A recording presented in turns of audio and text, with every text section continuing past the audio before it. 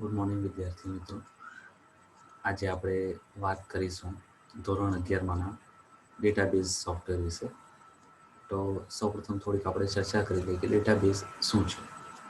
તો ડેટાબેઝ એક આપણા ડેટા સાચવવા માટેનું સારું એવું સોફ્ટવેર છે. એની મદદથી આપણે આપણા જરૂરી એવા બધા ડેટા સાચવી શકીએ છીએ. ધારો કે મારે જાણવું હોય કે આજની તારીખમાં કોઈ વિદ્યાર્થીની બર્થડે છે, તો હું એ ડેટા જો સાચવીને રાખી શકું તો ભવિષ્યમાં જ્યારે એની જરૂર પડે તો ફરીથી એનો ઉપયોગ કરી શકું. ડેટા કોઈ પણ સ્વરૂપે હોઈ શકે છે. ડેટા આંકડા સ્વરૂપે હોઈ શકે છે, અથવા આલ્ફાબેટ હોય A to Z સ્વરૂપે હોઈ શકે છે. આપણે તેનો સંગ્રહ કરી શકીએ છીએ. તેના માટે આપણા પાસે જરૂરી સોફ્ટવેર હોવું જોઈએ. મારી પાસે એક સોફ્ટવેર છે જેનો ઉપયોગ આપણે ડેટા સાચવવા માટે કરીશું. એની મદદથી આપણે ટેબલ બનાવીશું, ક્વેરી બનાવીશું, ફોર્મ બનાવીશું અને રિપોર્ટ બનાવીશું. ટેબલ, ક્વેરી, ફોર્મ અને રિપોર્ટ શું છે તે આપણે સોફ્ટવેર ચાલુ કરીને એના વિશે ચર્ચા કરીએ. અહીંયાથી હું સ્ક્રીન શેર કરું છું. મારા પાસે સોફ્ટવેર છે. સોફ્ટવેરનું નામ છે બેઝ. ઓપન ઓફિસની અંદર એ જોવા મળે છે આપણે, એટલે એને openoffice.org બેઝ કહીશું. સોફ્ટવેર ચાલુ થતાની સાથે જ તમને પૂછવામાં આવશે તમારે નવો ડેટાબેઝ બનાવવો છે. આપણે અહીંથી આપી દઈશું યસ. રજિસ્ટર કરવા માટે કઈ છે, આપણે એને રજિસ્ટર કરતા નથી. નો ડુ નોટ રજિસ્ટર કરીને તમે એને નેક્સ્ટ પર ક્લિક કરી શકો છો. અહીંયા તમારે એનું નામ આપવાનું છે. ફર્સ્ટ ટાઈમ આપણે એનો ઉપયોગ કરીએ છીએ એટલે એનું નામ આપણે આપી દઈએ છીએ ટેસ્ટિંગ. ફાઇલ સેવ કરીશું. અહીંયા તમારું સોફ્ટવેર તમને જોવા મળે છે. આનો લુક છે, ટેબલ છે, ક્વેરીઝ છે, ફોર્મ અને રિપોર્ટ. વારાફરતી આપણે બધી એના વિશે ચર્ચા કરીશું. સૌપ્રથમ આજે આપણે વિડીયો નાનો બને એના માટે ટેબલની વાત કરીશું. ટેબલ બનાવવા માટે આપણને અહીંયા લોકો બે રીત આપેલી છે. એક create table in design view અને બીજું છે use wizard to create table. આજે આપણે ચર્ચા કરીશું ટેબલ ડિઝાઇનની મદદથી કઈ રીતે બનાવી શકાય. ટેબલ બનાવતા પહેલાં હું તમને થોડીક આ 4 ભાગ વિશે થોડીક ઇન્ફોર્મેશન આપી દઉં. તો પહેલું છે ટેબલ. ટેબલ ડેટા સાચવવા માટે બનાવવામાં આવે છે. ક્વેરીઝ, તમારે ડેટાબેઝમાં કોઈ પ્રશ્ન પૂછવો હોય, કોઈ વિદ્યાર્થીની બર્થડે જાણવી હોય, કોઈની જન્મ તારીખ સિવાય તમારે એમનો નંબર, GR નંબર, કંઈ પણ માહિતી મેળવવી હોય તો તમે ક્વેરીની મદદથી મેળવી શકો. ફોર્મ વિશે બધા વિદ્યાર્થીઓને ખ્યાલ જ હશે. આપણે જ્યારે અભ્યાસ કરવા માટે ફોર્મ ફિલઅપ કરીએ છીએ એડમિશન લેવા માટે, ત્યારે જે આપણને ફિઝિકલ ફોર્મ જોવા મળે છે તે ફોર્મ તમને કોમ્પ્યુટરમાં સોફ્ટ કોપી તરીકે જોવા મળશે.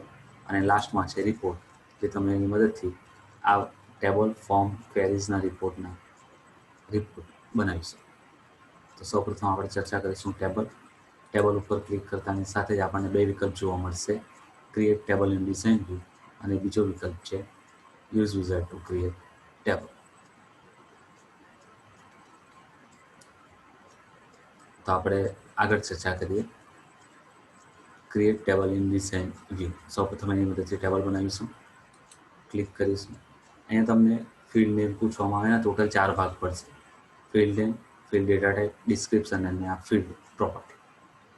આપણે 4 ભાગ યાદ રાખવાના છે. પહેલાં એક આપણે નાનું એવું ટેબલ બનાવીશું. તો હું સૌપ્રથમ એક ટેબલ બનાવીશ સ્ટુડન્ટના ડેટા કલેક્ટ કરવા માટે. સૌપ્રથમ આપણે લખીશું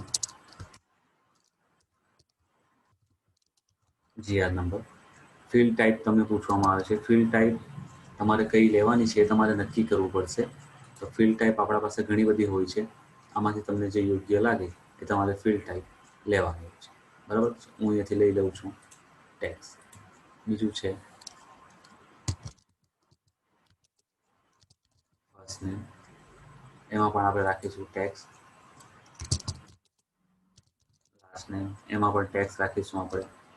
એના પછી આવશે એડ્રેસ. એડ્રેસની અંદર આપણે ડેટા ટાઈપની અંદર મેમો રાખીશું, જો આપણા કોમ્પ્યુટરમાં હશે તો છે. બરાબર. એના પછી લઈ લઈશું આપણે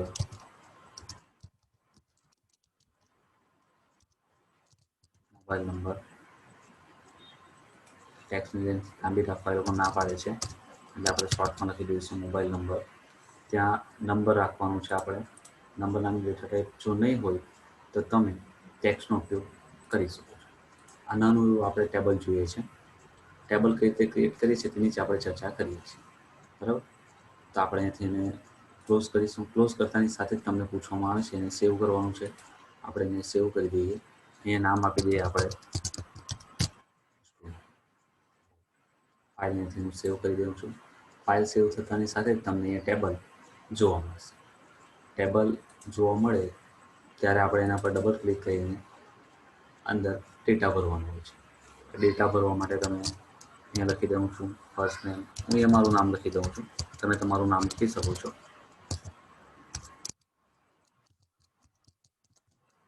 અને ફોન નંબર તમે કોઈ પણ 10 આંકડા અંદર લખી શકો છો.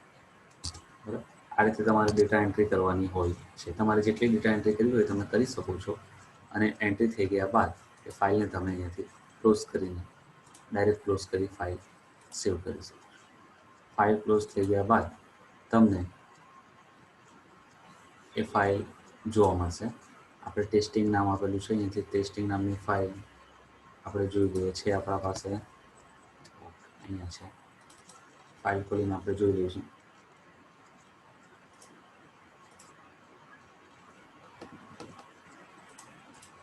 ટેબલ આ રહ્યું આપણા ડેટા. ઓકે, તો આ નાનો એક વિડીયો છે ટેબલ કઈ રીતે બનાવવું અને એની અંદર ડેટા આપણે કઈ રીતે સાચવી શકીએ.